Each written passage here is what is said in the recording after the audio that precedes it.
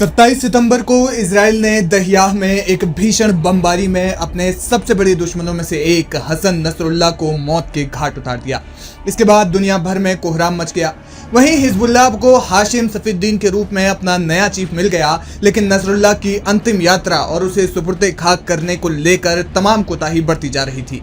जिस प्रकार दुनिया भर में नसरुल्लाह की मौत पर कैंडल मार्च, विरोध प्रदर्शन जैसी चीजें देखने को मिली, उससे लगा कि जैसे नसरुल्लाह के जनाजे में कितना बड़ा जनसैलाब और लोगों का हुजूम उमड़ेगा। लेकिन हिजबुल्लाह ने जनाजे पर इजरायली हमले के डर से हसन नसरुल्लाह को किसी गोपनीय स्थान पर दफना दिया है। जी हाँ, बताया जा रहा है कि नसरुल्लाह को अस्थायी रूप से किसी सीक्रेट जगह पर दफनाया गया है। कहा जा रहा है कि जिस प्रकार इजराइल ने नसरुल्लाह को मारने के लिए हजारों टन के बम बरसा दिए, उसी प्रकार वो नसरुल्लाह के जनाजे पर भी हवाई हमला कर सकता था, जिसके डर से हिजबुल्लाह ने अपने पूर्व चीफ को किसी गुप्त स्थान पर अस्थायी रूप से दफना दिया है।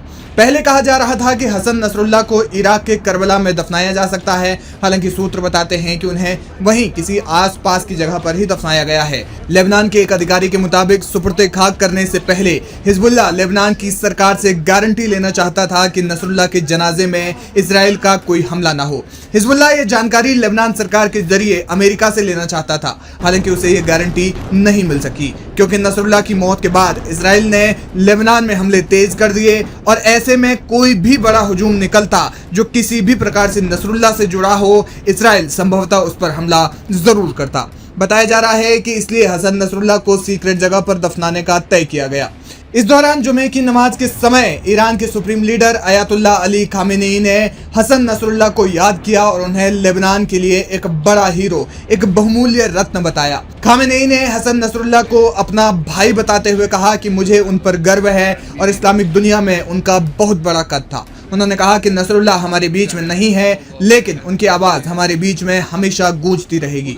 खामेनेई ने नसरुल्लाह को शहीद बताते हुए कहा कि उनकी शहादत से दुनिया भर में उनके नाम को मजबूती मिलेगी। आपको बता दें कि नसरुल्लाह की मौत के बाद ईरान सबसे ज़्यादा गरमाया हुआ है। ईरान एक शिया बहुल देश है। उन्होंने इजराइल पर हमला बढ़ाने की बात कही। खामेनेई ने कहा कि हम इजराइल को जवाब देने में न देरी करेंगे और ना ही जल्दबाजी। उनके इस बयान का मतलब पूरी प्लानिंग के साथ इजराइल पर हमला करना निकाला जा रहा है। इस दौरान उन्होंने फिलिस्तीन के लड़ाकों को भी संबोधित किया और कहा कि खून खराबे से आपकी ताकत किसी भी हाल में कम नहीं होनी चाहिए। उन्होंने कहा कि इजराइल कभी भी हिजबुल्लाह को हरा नहीं पाएगा। इस दौरान उन्होंने अमेरिका पर भी निशाना साधा। दूसरी ओर इजराइल के हमले पहले से भी ज्यादा बढ़ गए हैं। लगातार हिजबुल्लाह के शीर्ष नेताओं और कमांडरों को निशाना बनाने वाला इजराइल एक के बाद एक हवाई हमले कर रहा है और इन्हीं हवाई हमलों के डर से हिजबुल्लाह ने नसरुल्लाह को किसी सीक्रेट जगह पर दफनाया।